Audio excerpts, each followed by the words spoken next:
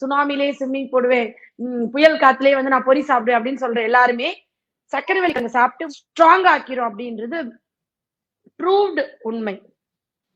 அப்ப அந்த கிழங்குன்னு சொல்லி பார்க்கும் போதே இந்த பூமிக்கு அடியில விளையிறதெல்லாம் உருளைக்கிழங்கு இந்த மாதிரி விஷயங்கள் வந்து நமக்கு வாயு சேர்க்கும், உடம்புக்கு ஆகாதுன்னு சொல்லுவாங்க. இது எப்படி அது தனித்திறமையா இருக்கு சக்கரவள்ளி கிழங்கு? ஆக்சுவலி பூமிக்கு அடியில் உள்ள கிழங்கு வகைகள் எல்லாத்துலயுமே மாவு சத்து நிறைய இருக்கும். ஆனா சக்கரவள்ளி கிழங்குல வந்து ஃபைபர் ஈக்குவலா இருக்கு அந்த மாவுக்கு ஏத்த மாதிரி. அண்ட் இதுல வந்து நோ கொலஸ்ட்ரால். அதே மாதிரி வயது முதிர்ந்தவர்கள்லாம் இதை சாப்பிடலாமா? ஓல்ட் ஏஜ் பீப்புள்ஸ்லாம் இதை எடுத்துக்கலாமா? ஆக்சுவலி இதுல என்னென்ன சத்துக்கள் இருக்குன்னு நான் லைனா சொல்லிடுறேன். அப்ப நம்ம வந்துட்டு வயதானவங்களுக்கும் அது எப்படி யூஸ்ஃபுல்லா இருக்கும்னு சொல்லலாம்.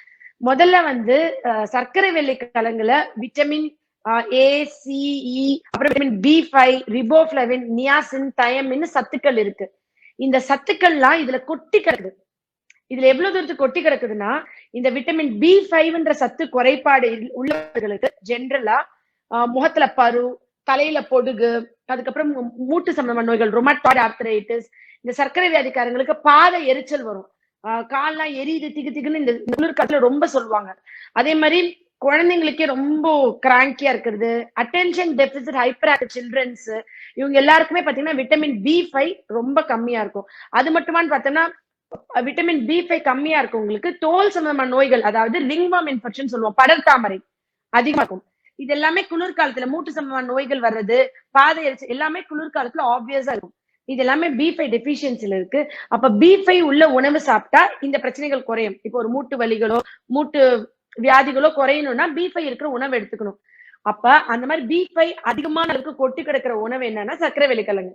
இப்போ எல்லாருமே என் கிளினிக் எப்படி வராங்கன்னா, சமீபத்துல இந்த ஒரு மாதத்துல தொண்டை வலி இருக்கு, தொண்டை வலி இருந்து ஒரு 2 நாளைக்கு அப்புறம் பாத்தீங்கன்னா மூக்குல தண்ணியா ஊத்தி தும்மல் வருது, மூக்குல தண்ணியா ஊத்தி தும்மல் வந்ததுக்கு அப்புறம் ஒரு 2 நாள் கழிச்சு பார்த்தா மூக்க அடைச்சுக்குது, அதுக்கப்புறம் மூச்சே விட முடியல, அதுக்கப்புறம் வந்து நெஞ்சு இருமல் வருது அப்படின்னு சொல்லி. இதுதான் இப்ப ஃப்ளூ மாதிரி இப்ப எல்லா ஊர்லயும் டாக்டர்ஸ் ரொம்ப பரிச்சயமா சாதாரண காமன் கோல்டு ஃப்ளூன்னு மருந்து எழுதுறோம். இந்த மூக்கு அடைச்சிருக்குமா மஞ்சள் பால் ஆவி பிடிக்கணும், இதெல்லாம் தாண்டி நிறைய சர்க்கரை வெள்ளி கிழங்கு சாப்பிடுங்க அப்படின்னு சொல்லி அனுப்பிச்ச பேஷன்ஸ் எல்லாருக்குமே ஈஸியா இது வந்து குணமாயிருச்சு.